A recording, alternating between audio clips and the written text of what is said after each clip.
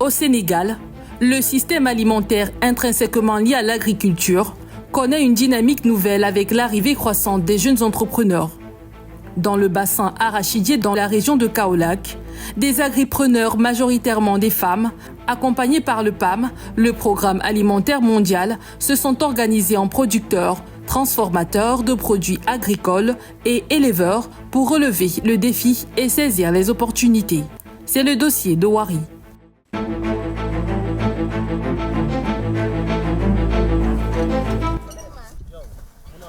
Au cœur du bassin arachidier du Sénégal, dans la région de Kaolack, une dynamique inspirante prend forme dans le village de Bouboudem grâce à une coopérative de jeunes agriculteurs. Sur une superficie de 10 hectares, ces agripreneurs, majoritairement des femmes, cultivent des arachides, du mil et des produits maraîchers. Ils se sont organisés en producteurs, transformateurs de produits agricoles et éleveurs. Ainsi, ils assurent en leur sein la production et la commercialisation de leurs produits. On est actuellement dans le village de Bouboudem, plus précisément la ferme du Collège des Jeunes, une ferme de 10 hectares avec 5 mini-forages. Actuellement, on cultive 6 hectares d'arachides, presque 1 hectare de maraîchage et 1 hectare d'arboriculture. Pendant la période d'hivernage, nous cultivons les grandes cultures, ce qui peut prendre environ 7 mois. En mai, nous choisissons la variété que nous souhaitons cultiver, qu'il s'agisse d'arachides, de maïs ou d'une autre culture. Nous choisissons également la variété à cultiver ainsi que la semence à utiliser, qu'il s'agisse d'arachides, de maïs ou d'un autre produit. Une fois cette sélection effectuée, nous attendons la pluie. Ensuite, nous travaillerons ensemble pendant 7 mois jusqu'à la récolte. Puis, nous partagerons notre production. Leur détermination s'inscrit dans une initiative plus large. Ne pas se résigner à un faible taux d'emploi. Leur objectif est de devenir de véritables pionniers de l'alimentation. Sur les 10 hectares, il n'y a presque que des femmes, bien qu'il y ait quelques hommes. Ils ne sont pas nombreux, environ 3 ou 4. Nous cultivons différentes sortes de cultures tout au long de l'année. En général, c'est pendant les mois de juin que nous recevons notre rémunération. Cependant, dans la région, les terres appartiennent aux hommes. Je ne connais pas de femmes qui possèdent des exploitations agricoles. Si une femme souhaite cultiver, elle doit louer des terres et payer son loyer après la récolte. L'année passée, on a investi plus de 7 millions sur les systèmes d'irrigation. Et cet argent économisé depuis 2021 nous a permis aussi d'élargir les superficies emblavées au niveau du maraîchage. Parce qu'en 2021, on avait démarré avec ces 6 bassins. Et aujourd'hui, presque 6 hectares sont déjà irrigués avec des systèmes d'irrigation différents, avec les aspersions, le laser et les systèmes de goutte à goutte. La région de Kaolack, également appelée le Saloum, était autrefois reconnue comme la première région agricole du Sénégal. Elle regorge d'immenses réserves foncières, bénéficie d'une pluviométrie favorable et des sols légers propices à la culture de l'arachide. Cette région attire de plus en plus de jeunes qui souhaitent se lancer dans l'agriculture. Parmi eux, Muntaha, l'aîné d'une grande famille qui a dû abandonner ses études après le baccalauréat pour subvenir aux besoins quotidiens de son foyer, son père étant décédé. C'est grâce à ma production que je nourris ma famille. Ensuite, j'utilise les bénéfices de mes ventes pour répondre à d'autres besoins. Notre alimentation est principalement composée de couscous à base de mil, que nous consommons au petit déjeuner et au dîner. Nous mangeons également du riz, mais nous l'achetons plutôt que de le cultiver nous-mêmes. Héritier des terres familiales, il a su tirer parti du soutien du PAM, le Programme alimentaire mondial, qui lui a fourni des intrants et du matériel agricole. Grâce à cet accompagnement, il a élargi ses cultures et diversifié ses plantations d'arachides, de manioc et de mil. Il est désormais un acteur clé de l'agriculture locale. Le sol est en bon état. Il y a également de l'eau à proximité, ce qui est idéal pour notre agriculture. Cela nous permet de cultiver du gombo à certaines périodes, ainsi que du piment, de l'arachide et du maïs de temps à autre.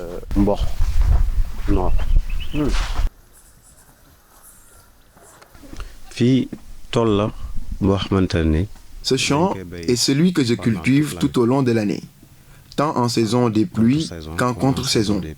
Pendant la contre-saison, je me concentre ici avec mes frères, qui m'aident ainsi que 2 ou 3 autres personnes que j'emploie occasionnellement. En général, je me consacre au maraîchage dans ce champ.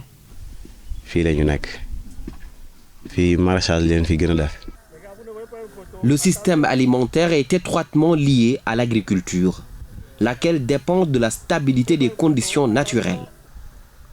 Cependant, les chocs climatiques, tels que les pluies torrentielles, perturbent ces cycles de production qui sont essentiels. Dans le village de Diamaguène, par exemple, cette route menant au champ est souvent obstruée par les eaux après de fortes pluies, ce qui rend l'accès impossible pour les agriculteurs. Cette situation met en lumière la vulnérabilité d'une communauté dont la subsistance dépend de la terre. Dans le village de Diamaguène, nous avions initialement 3 chemins pour accéder à nos champs. Cependant, de fortes pluies récentes ont gravement endommagé nos routes. Il ne nous reste plus qu'un seul chemin, menant à mon champ de mil. C'est nous, les habitants du village, qui avons décidé de nous unir pour construire un passage en utilisant des pneus, du bois et du sable latérite. Vous pouvez constater par vous-même les difficultés que nous rencontrons simplement pour traverser.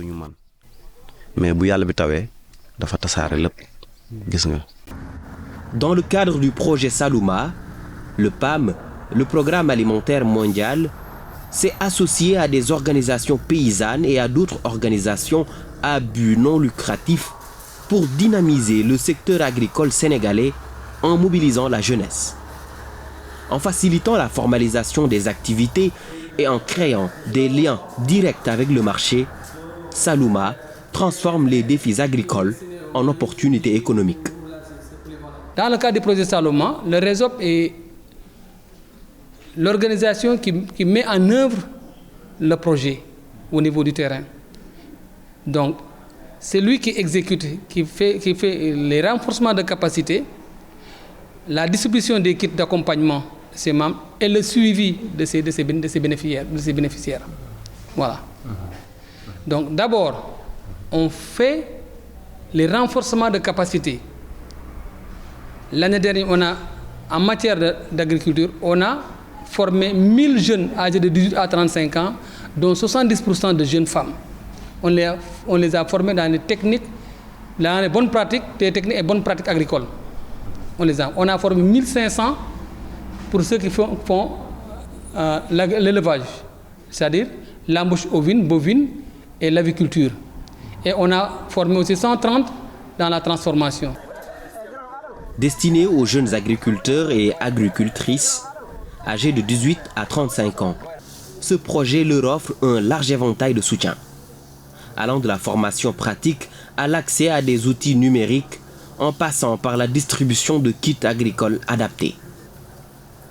La gestion des céréales, notamment du sorgho et du mil, est un enjeu de taille pour la sécurité alimentaire au Sénégal. La nécessité d'une attention particulière à la gestion post-récolte reste pressante dans un contexte de variabilité climatique. Depuis décembre dernier, nous avons entamé une formation de 45 jours sur la manipulation des machines. Ce projet se concentre principalement sur l'accompagnement des agriculteurs afin de les aider à réduire les pertes post-récolte. Il y a des personnes qui ne savent même pas comment conserver leur récolte. Par exemple, elles ne savent pas comment stocker le maïs pour éviter qu'il ne se détériore. C'est un problème courant dans cette région. De plus, on constate que lors de la récolte, une partie des cultures est perdue en raison du manque de moyens de récolte et de machines. Le système de récolte présente donc des lacunes. Avant de rejoindre ce projet, j'étais au lycée, mais j'ai interrompu mes études pendant un certain temps et je suis allée à Dakar pour travailler comme femme de ménage. À mon retour, j'ai entendu parler du projet et j'ai décidé de m'y engager. Après 45 jours de formation, j'ai acquis de nombreuses compétences et je suis désormais capable de bien gérer une machine. Dans la chaîne de production alimentaire, la transformation des produits agricoles primaires est un levier pourvoyeur d'emploi et d'autonomisation des femmes. Fatou Camara en est un exemple. Mère de famille, elle parvient à subvenir à ses besoins grâce à la vente de jus locaux et de farine de céréales.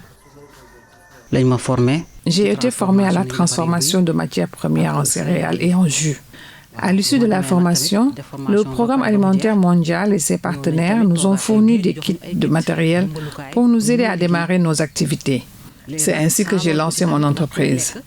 Il est important de souligner que pour produire des aliments, il faut un espace propre et hygiénique. C'est pourquoi j'ai construit ce local que vous voyez. Dans un coin paisible de la cour, Fatou et son équipe de jeunes filles s'affairent avec passion autour des graines qu'elle dissèque et tamise avec soin. Elle est devenue transformatrice grâce au projet Salouma. Après une formation technique de quelques jours, des sessions de renforcement de capacités en leadership et en management d'entreprise, elle s'est lancée dans la transformation du pain de singe en jus. Voici les produits. Cette bouteille de jus de bouillie à base de pain de singe coûte 1000 francs. Il y a aussi un petit format à 250 francs. Et une sorte de farine de bouillie que je vends également à 250 francs. La farine enrichie est souvent à 500 francs pour 250 grammes. Avant, je prenais des ngourouban serrer ou le tchéré, qui est un peu lourd pour moi, quoi. Mais depuis que Fatou a fait sa formation, il m'a amené le produit. Lorsque j'ai goûté, j'ai senti que ça, c'est très bon pour nous. Le premier jour que j'ai mangé, alors j'ai bien dormi. Lorsqu'il a commencé à vendre, un mois plus tard, j'ai senti ça sur ma dépense. Au lieu que je donne la dépense, c'est elle qui vient, qui fait beaucoup de choses. Quand je fais ça, voilà, ce sont mes produits. C'est très bien. Chaque jour, Fatou met tout en œuvre pour préparer des produits qui, selon les témoignages de ses clients, ne se contentent pas seulement de ravir les papilles, mais jouent également un rôle essentiel dans le maintien d'une bonne santé. Pour le produit, il ne nécessite pas beaucoup d'eau, car c'est un aliment précuit. Il suffit d'ajouter un peu d'eau, de le mettre sur le feu jusqu'à ébullition, puis de mélanger la poudre. En tout, la cuisson ne prend que 5 minutes. C'est très savoureux et bénéfique pour les personnes âgées.